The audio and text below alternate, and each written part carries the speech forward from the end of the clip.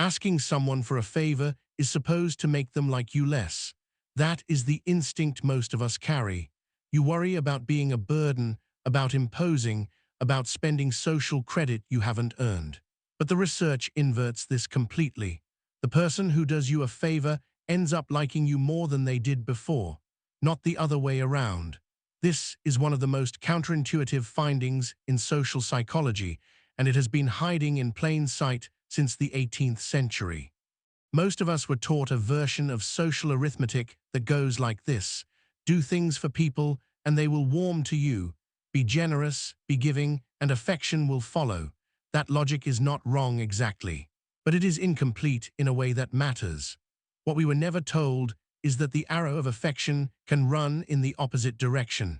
When you ask someone for something small, when you invite them into a position of being useful, something shifts inside them. They do not resent you. They find themselves more invested in you. The act of helping creates a feeling of connection the helper did not expect.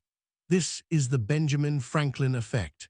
Understanding it changes how you think about asking for help, about social dynamics, and about the stories we tell ourselves to explain why we feel what we feel. By the end of this, you will see a pattern you have probably already lived through, but never had the language to name.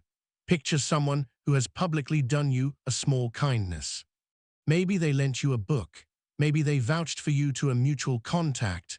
Now imagine that before this happened, they were not particularly fond of you. Perhaps they were even a mild rival.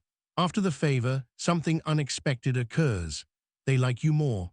The psychological explanation sits at the heart of what Festinger described as cognitive dissonance, developed in his 1957 work, A Theory of Cognitive Dissonance. The mind cannot comfortably hold two conflicting ideas at once. If a person does something kind for you and simultaneously holds the belief that you are unremarkable or even unlikable, there is a tension. The easiest resolution is not to resent the act of helping. It is to revise the belief about you. The mind quietly concludes, I helped this person, therefore I must like them. The behavior shapes the belief, not the other way around. This is the part that surprises me most. We tend to assume our feelings drive our actions. But Festinger's work suggests the causality often runs in reverse. We act, and then we construct the feelings that justify what we did. Asking for a favor works because it quietly places someone inside an act their mind will then need to explain. And the explanation the mind reaches for, almost every time, is that you must be worth the effort.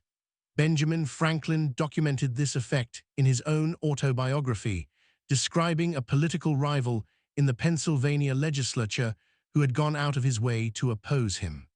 Franklin did not try to win the man over with flattery or grand gestures. Instead, he wrote asking to borrow a rare book from the man's personal library. The rival sent it. A few days later, Franklin returned it with a note of thanks. When they met next in the legislature, the man spoke to Franklin with a warmth he had never shown before. The rivalry dissolved. Franklin's own conclusion was straightforward. He that has once done you a kindness will be more ready to do you another. Science caught up roughly 2 centuries later. John Jecker and David Landy tested this in a 1969 study on liking and helping. Participants won money in a staged experiment. Afterward, one group was asked by the researcher personally to return the winnings as a favor to him. A second group heard the same request delivered by an administrator. A third group was not asked at all. The participants who returned the money as a direct personal favor rated the researcher as significantly more likable afterward. The giving created the warmth, not the other way around. Daniel Kahneman, in Thinking Fast and Slow, published in 2011, describes the same underlying pattern from a different angle. The mind prefers internal coherence. When our actions and our beliefs are misaligned, we do not usually change the action. We quietly rewrite the belief. Asking for a favor is not an imposition. It is an invitation into a story where you are worth someone's time. The Benjamin Franklin effect is not a manipulation technique. Used cynically, it collapses. What it actually describes is something more honest, that people connect through mutual need, not through the performance of self-sufficiency. When you refuse to ask for help, you are not protecting a relationship. You are often quietly starving it. The person who never asks for anything gives those around them nothing to invest in. Connection deepens through exchange, and exchange requires that someone be willing to need something. The practical shift here is small but real. Ask for something specific and manageable from someone whose goodwill you want to build, not flattery, not grand gestures. Something that invites their particular competence, their knowledge, their specific skill. Let them help you. Then receive it cleanly, without excessive apology or deflection. You are not being a burden. You are offering them the quiet satisfaction of being useful to someone they will now find themselves genuinely caring about.